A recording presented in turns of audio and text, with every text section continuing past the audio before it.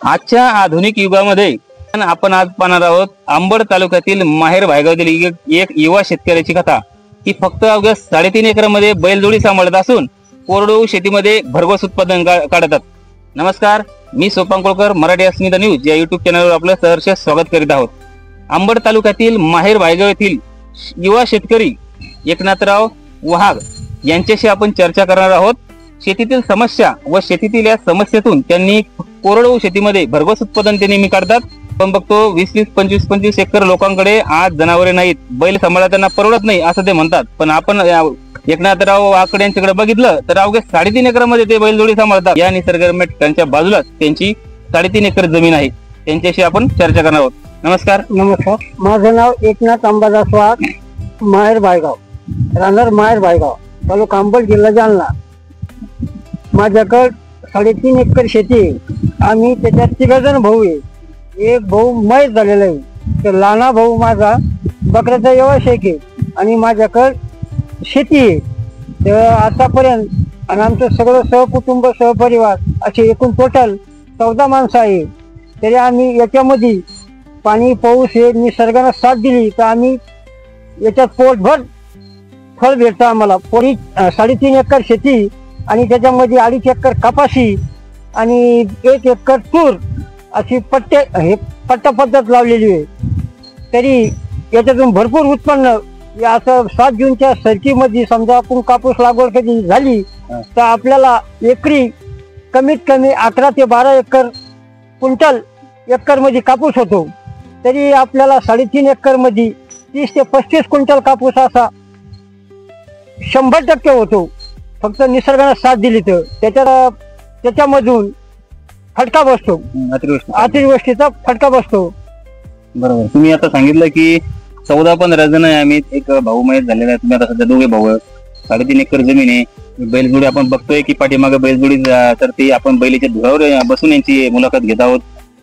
शेजारीच पाझर तलाव आहे आणि या पाझर तलावाच्या ठिकाणी यांची 3.5 एकर जमीन आहे. तर यांचं असं म्हणणं की या 3.5 एकर जमिनीमध्ये आम्ही खूप चांगल्या पद्धतीने नियोजन करतो. फक्त जर समजा अतिवृष्टी म्हणजे नैसर्गिक आपत्ती जर आली नाही तर आम्ही याच्यातून भरघोस उत्पादन घेऊ शकतो. फक्त निसर्गाने साथ दिली पाहिजे असं त्यांचं म्हणणं आहे. बरोबर ना? एकरी 10 ते 12 क्विंटल कापूस निघतो. पण यावर्षी निश्चितच अतिवृष्टीमुळे खूप शेतकऱ्याचं नुकसान झालं. फळबाग असेल, भुसारा आयटम असेल, म्हणजे कपाशी असेल, सोयाबीन असेल, यांचंही खूप मोठ्या प्रमाणात नुकसान झालं. तर मग यावर्षी थोडाफार कमीच कापूस होईल ना आता खूप. तर याच्यामधून समजा आता तरी आपण एकरी 7 क्विंटल कापूस धरून चालायचा. 5-7 क्विंटल. 5-7 क्विंटल आपल्याला कापूस होण्याची शक्यता आहे. तरी बी आपण समजा तिच्या ऐवजी आपल्याला 18 ते 19 क्विंटल कापूस होणारच याच्यामधून. बरोबर. मग याचा खर्च करून जर एवढ्यात तर मग ते पुरत नाही. तर तरी शासनानं याच्याबद्दल आपल्याला कमीत कमी 10,000 रुपये तरी भाव द्यावा त्यांनी. शासनाने शेतकरी हमी भाव 10,000 रुपये फिक्स करावं शासनानं. आपण त्यांना तेवढीच विनंती करतो. बरोबर. तर मग आपण बघतो की आता 20-20, 25-25 एकर शेतीकडे बैलजोडी नाही, बैलजोडी सांभाळत नाही. आधुनिकीकरणामध्ये ट्रॅक्टरची साहाय्याने लोक शेती करतात. बैलजोडी सांभाळायला खूप खर्च येतो असं ते म्हणतात. तुम्ही फक्त 3.5 एकर मध्ये 2 बैलजोडी, 1 बैलजोडी सांभाळतात. मग हे परवडतं का? त्यातल्या तुमच्याकडे अजून एक म्हैस पण आहे. हा, म्हैस आहे. 2 बैल आहे, 1 म्हैस आहे. त्याच्यामधून काही थोडंफार आपलं नाही पुरलं तरी पण आपलं लहाना भाऊ विठ्ठल अंबादास वाघ यांच्याकडे 10 ते 12 शेळे आहे. त्याच्यामधून कसं तरी आपली रोजीरोटी, बाकीचे रोज मजुरी करून तरी भागीचा समजा. बरोबर. पण बघा ना, एक पारंपरिक शेतीच्या सोबत आधुनिक शेती पण तुम्ही करता, बैलजोडी सांभाळता. आता लोक बैलजोडी सांभाळत नाही, पण बैलजोडी शेवटी फायदा आहेच ना. शेवटी फायदा आहे ना. आपण वखर पाळी आपलं घरी नेणार, शेतातला कापूस शेतामधून येतून घरी नेणार. घरी म्हणजे डोक्याला आता काही पहिल्यासारखी हे राहिलं नाही. समजा आता शेतकरी असल्यामुळे समजा ही बैलगाडी प्रत्येकाकडे असाच माणसाला.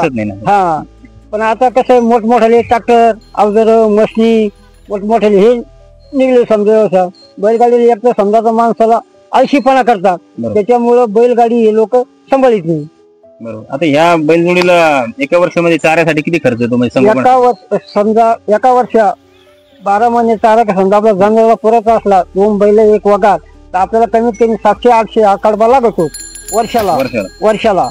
म्हणजे कारण कसं आहे, आपण जर किती बी पेंड्या टाकल्या, 10 पेंड्या बी टाकल्या, तर त्याचं गणितानुसार आपल्याला समजा किती लागते, समजा समजा महिन्याला 10 म्हणलं, आपलं महिन्याला दररोजच्या 10 म्हणलं तर महिन्याला 300 झाल्या, तर बाकी 3600. तर त्याच्यामधून समजा अर्धा आपण समजा, मग आता पाणी पाऊस असल्यामुळे जनावराला मक्का आणखी गवत काढी हे करून समजा अर्ध आपण भागीतो त्याच्यामध्ये 800,000च्या आसपास लागतो. आणि सध्या काय भाव चालू असतो, काय भाव कडब्याला सध्या तरी म्हणलं तरी 3,000 रुपये शेकडा, 2,500 रुपये असतात. 3,000. हा, म्हणजे 30,000 रुपये फक्त कडब्याला खर्च येतो, चाऱ्याला खर्च येतो. पण नवीन तरुण जी पिढी आहे यांना भरपूर शेती, पण ती शेती करत नाही. मग नवीन पिढीला तुम्ही काय सल्ला द्याल? नवीन पिढीला इथून पुढे सल्ला असा आहे का, समजा कोणीही आळशीपणा करू नये, का ह्या शेतीला निगडीत म्हणजे आपली शेती ही आयुष्याची जन्माची भाकर म्हणून आपल्याला शेती आहे. त्याच्यासाठी नवीन पोरायला, नवीन मुलांना सांगू शकतो का बाबा तुम्ही शिका बी आणि शेती बी करा. आपल्या आई वडिलांना आपल्या जे 2.5-3 एकर 3.5 एकर का किती वाहनाची शेती आपल्यासाठी ठेवलेली आहे, तर इथून पुढचे समजा पोरांनी त्याला न कशाला न हात लावता, न कोणता हे करून कष्टाला मागा आणि त्यांना शेती अशी पद्धतीने करा का ती खरोखर माणसाला भरभरून देणारी ती धन माता येते, धन येते, धन माणसाला. आणि तुम्हाला कधी समजा असं तुम्हाला शेती नाही करायची, शाळा नाही शिकायची, नोकऱ्या तर राहिल्याच नाही, समजा तुरळक तुम्ही लय हुशार असले तरच नोकरी आहे, नाही तर नोकरी हा विषय माणसाला येत नाही. पण तुम्हाला ह्या व्यवसायामधून समजा शेतीमधून तुम्ही शेती करा, त्याच्यातून भरपूर उत्पन्न काढा, त्याच्यानंतर तुम्हाला त्याच्यात नाही पुरलं तर तुम्ही डबल एखादा कोणता धंदा त्याच्या हे करा, व्यवसाय करा, शेतीशी जोडधंदा. तर माणसाचं बरोबर कुटुंब हे माणसाचं बरोबर पोट भरतं त्याच्यामध्ये. ते 5 असू, अगर 2 भावाचा असू का 3 भावाचा असू, त्याच्यातून निगडीत जेवढं माणसाला भेटत तेवढं भेटू शकतं. बरोबर. नाही, निश्चितच. म्हणजे शेती नोकरीच्या मागे न धावता स्वतःच्या शेती करून स्वतःचा शेतीशी निगडीत जोडधंदा करावा, स्वतःच्या व्यवसाय टाकावा, असं तुमचं म्हणणं आहे. बरोबर. आता आपण बघतोय की नवीन पिढीतला तरुण सध्या औद्योगिक वसाहतीत 10-10, 12-12 हजार रुपयात काम करतो, पण स्वतःच्या शेतीमध्ये त्याला काम करायला लाज वाटते आणि जीवावरही येते. तर तुम्हालाही शेती करताना, आतापर्यंत तुम्हालाही शेती करताना खूप समस्या आल्या असतील ना? याच्यामध्ये भरपूर अडचण आलेली आहे.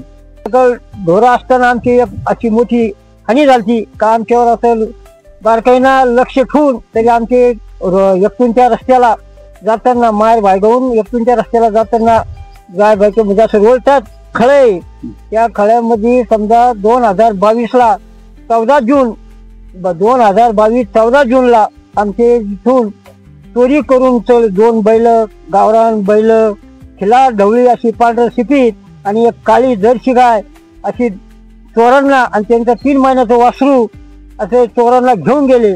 तरी आम्ही त्यांच्यासाठी भरपूर काही ठिकाणी प्रयत्न केले, हे बाजार येईन ते बाजार येईन, सगळं टोटल बघितलं, पण काही आम्हाला कुठं सापडले नाही. तरी आम्ही खसलो त्याच्यामधून, तरी खसलो नाही. जाऊ द्या, माणसाच्या काही याच्यामध्ये हानी येत्या, पण त्या हानीला समोर जाण्यासाठी माणसाला पुनर्जन्मन करासाठी उत्सवना आणखी डबल त्याच्या हिंमत धाड धरून त्याच्यासाठी कष्ट करावं लागते. आणि माणसाची फक्त कष्टाची निगडीत असा माणसाला, कोणाच्या धनाच्या पोटी कोणाची लालची ठेवू नये त्या माणसानी, स्वतः शेती करा, व्यवसाय करा. तरी आम्ही डबल ते बैल गेल्याच्या नंतर तरी आम्ही एक 60,000ची 2 बैल तरी आम्ही जोड घेतली. त्याच्यानंतर एक आपली एक लहान म्हणून वगार घेतली 9-10 महिन्याची. तरी आज त्याला 2 वर्ष, 1-1.5 वर्ष झाला तरी आम्ही समजतो. म्हणजे आम्हाला यांच्या बिगर कर्मच नाही. ही जी खरी संपत्ती म्हणजे लक्ष्मी घरासमोर असल्या माणसाच्या, खरोखर गाय वासरू काही कोणा जनावर प्रत्येकाच्या घरापुढे असतात, त्यांच्या किती धन असू द्या, कोणाकडे किती धन असू द्या, त्याच्यापासून हेच म्हणला आई वडिलाचा आदर द्या. भाऊ असले तर भावाने बी एकमेकांना चांगला विचार करावा त्यांना. पण आविष्कार आपण जे घरामध्ये लागवड हे करतो, समजा आपण त्याला शिकवून देतो का बाबा आपण जे वागलो तसं आपल्या मुलांना बी आपल्याला वागाव, दुसऱ्याला बी आई वडिलाला त्यांना बी सांभाळा, पुढच्या पडणं जाईल, कोणाची समजा हे करू नये. तरी आम्ही 3 भावाचं कुटुंब असून तरी आम्ही एवढ्या शेतीवर आज कमीत कमी 8 ते 10 लाखाचं घर घरी माहेर भायगाव इथं उभा केलं. आम्ही सगळे एकत्र परिवार आहे. आमचे सगळे आई वडील, आमचे मुलं बाळ असे टोटल याच्यात काम झटून करतात. बरोबर. आता अर्थात नक्कीच यांनी सांगितलं की बैलजोडी चोरी केली गाय चोरी केली, वासरूही चोरी केलं, पण ते खचल्याने दुसरी जोडी त्यांनी उभा केली आणि त्यांनी बघितलं ही फक्त हिंमत कुणाकडे येते, पुन्हा उभं राहणे शेतकऱ्यांकडे. तरी डायरेक्ट उघड्या याच्यामध्ये आपली कमाई टाकतो. म्हणजे आज पेरणी केल्यानंतर त्यातून किती उत्पादन होईल हे सांगता येत नाही. पाऊस साथ देईल की नाही सांगता येत नाही. अतिवृष्टी आता आपण बघितलं मध्ये अतिवृष्टी झाली, त्यातून भरपूर नुकसान झालं, तरी शेतकरी म्हणतात की ठीक आहे 5-7 क्विंटल जरी उत्पादन झालं तरी आम्ही त्यात समाधानी आहोत. म्हणजे ही समाधानाची वृत्ती फक्त शेतकऱ्यामध्ये आहे आणि नवीन काही करण्याची वृत्ती फक्त शेतकऱ्यामध्ये. शेतकरी कधी खचत नाही. फक्त शेतकऱ्याकडे पाहण्याचा लोकांचा दृष्टिकोन वेगळा आहे. सरकारही शेतकऱ्याला म्हणावं तशी आतापर्यंत भरपाई दिली नाही शेतकऱ्यांनी. अतिवृष्टीचं अनुदानही तुटपुंज दिलं, फक्त 8,500 कोरडवाहू आणि 22,500 फळबागांसाठी. त्यामुळे शेतकऱ्याला इथून पुढे का होईना ठोस भरपाई मिळाली पाहिजे, यासाठी सर्व स्तरावरून कार्य होणे गरजेचं आहे. एकनाथ वाघ यांनी आता सांगितलं की नोकरीच्या माग न धावता स्वतःची शेती करा, स्वतःच्या शेतीशी निगडीत जोडधंदे करा, स्वतःचा व्यवसाय टाका, शेतीत काम करायला लाज वाटू देऊ नका. कारण ही आपली आयुष्यभराचा आधार आहे, आयुष्यभराची आपली भाकर आहे.